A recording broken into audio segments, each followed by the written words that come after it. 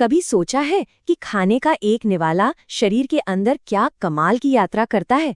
आज हम इसी अद्भुत सफर पर निकलने वाले हैं।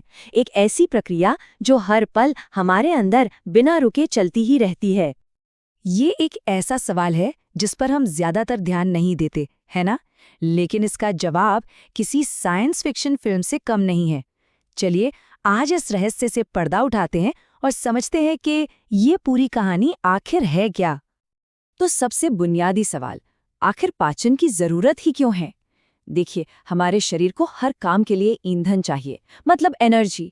लेकिन जो खाना हम खाते हैं वो उस फॉर्म में नहीं होता जिसे हमारा शरीर सीधे सीधे इस्तेमाल कर ले। इसे ऐसे समझिए कि हमारा पाचन तंत्र एक तरह की रिफाइनरी है।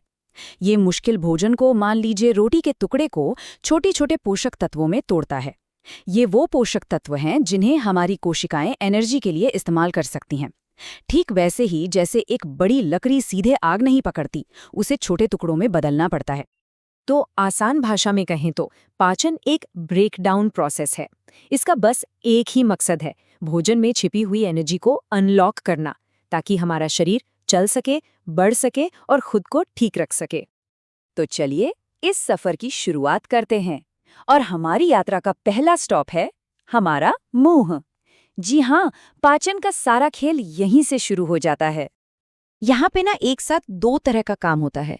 एक है मैकेनिकल, यानी भोजन को चबाकर छोटे टुकड़ों में तोड़ना, और दूसरा है केमिकल, जहाँ असली जादूगर यानी रसायन अपना काम शुरू करते हैं।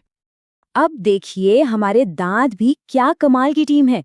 सामने के दांत यानी इंसाइजर खाने को काटने के लिए हैं, साइड के नुकीले कैनाइन उसे फाड़ने के लिए, और पीछे के प्रीमोलर और मोलर उसे पीसकर एकदम लुगदी बना देने के लिए हैं। मतलब हर किसी का अपना एक खास काम है। लेकिन सिर्फ चबाना तो बस शुरुआत है। असली एक्शन तब शुरू होता है जब इसमें रसायन मिल जाते हैं। हमारी लार, जिसे हम अक्सर सिर्फ पानी समझते हैं, वो असल में बहुत शक्तिशाली एंजाइम्स का एक कॉकटेल है। इसका मतलब क्या हुआ? इसका मतलब ये है कि पाचन पेट में नहीं बल्कि मुंह में ही शुरू हो जाता है।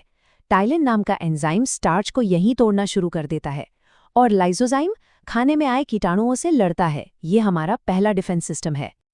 अच्छा, तो अब भोजन अच्छी तरह चबा लिया गया है और लार में मिल चुका है। अब ये अपनी यात्रा के अगले पड़ाव के लिए तैयार है। खाने की नली से नीचे फिसलते हुए ये पहुंचता है एक एसिड चैम्बर में। तो यात्रा जारी है और भोजन अब हमारे जे शेप के अंग यानी पेट में पहुंचता है। यहाँ पर उसे एक बिल्कुल ही अलग माहौल का सामना करना पड़ता है। पेट का माहौल बहुत बहुत ही ज्यादा एसिडिक होता है। यहाँ मौजूद हाइड्रोक्लोरिक एसिड इतना ताकतवर होता है कि खाने के साथ आए लगभग सभी कीटाणुओं को खत्म कर देता है। ये एक तरह का सैनिटाइजेशन प्रोसेस है जो शरीर अपने आप करता है। और एक मज़ेदार बात यह है कि पेट में कार्बोहाइड्रेट का पाचन रुक जाता है। इसका मेन फोकस होता है प्रोटीन को पचाना। पेप्सिन नाम का एक एंजाइम यहाँ प्रोटीन को छोटे छोटे टुकड़ों में तोड़ना शुरू करता है। चलिए अब इस कहानी के सबसे जरूरी हिस्से पर आते हैं, छोटी आंत। अगर पाचन एक फिल्म है तो ये उसका क्लाइमैक्स है। यहीं पर पाचन का असली और सबसे बड़ा काम होता है।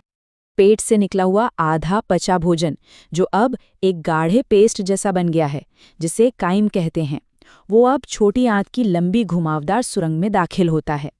और ये जानकर हैरानी होगी कि छोटी आंत लगभग 6 मीटर यानी करीब 20 फीट लंबी होती है।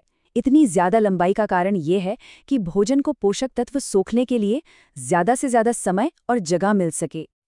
और यहाँ देखने को मिलता है शानदार टीम वर्क। छोटी आंत ये सारा काम अकेले नहीं करती। लिवर और अग्न्याशय जैसे दोस्त भी अपने अपने शक्तिशाली जूस भेजकर इसकी मदद करते हैं, ताकि कार्बोहाइड्रेट, प्रोटीन और फैट सब कुछ पूरी तरह से पच सकें। तो बस यही वो पल है जिसका इंतजार था। भोजन अब अपने सबसे सरल रूप में टूट चुका है, ग्लूकोज, एमिनो एसिड और फैटी एसिड में। और अब ये पोषक तत्व छोटी आंत की दीवारों से सोखकर खून में मिल जाते हैं, ताकि शरीर के हर एक हिस्से तक एनर्जी पहुंच सके। तो सारे काम की चीजें तो सोख ली गईं, लेकिन अब जो बचा खुचा माल है उसका क्या? खैर, उसकी यात्रा अभी खत्म नहीं हुई है। बचा हुआ पदार्थ, जिसमें ज्यादातर पानी, फाइबर और दूसरे बेकार पदार्थ होते हैं, अब अपने आखिरी पड़ाव यानी बड़ी आंत की तरफ बढ़ता है। यहाँ कोई खास पाचन नहीं होता, बड़ी आंत का मुख्य काम एक रीसाइक्लिंग प्लांट जैसा है। ये बचे हुए सामान में से ज़्यादा पानी को वापस सोख लेती है ताकि शरीर में पानी की कमी ना हो। और इसी के साथ भोजन की यह यात्रा अपने अंत पर पहुंचती है। जरा सोचिए, ये पूरी प्रक्रिया कितनी जटिल और शानदार है, जो हमारे शरीर में हर रोज अपने आप चलती रहती है। तो आइए एक नज़र में इस पूरी यात्रा को फिर से देखें। मुंह से शुरुआत हुई, पेट के एसिड से गुजरते हुए छोटी आंत में सारे पोषक तत्व सोख लिए गए और आखिर में बड़ी आंत में पानी की रिसाइक्लिंग हुई। एक अविश्वसनीय और पूरी तरह से ऑटोमेटिक प्रक्रिया।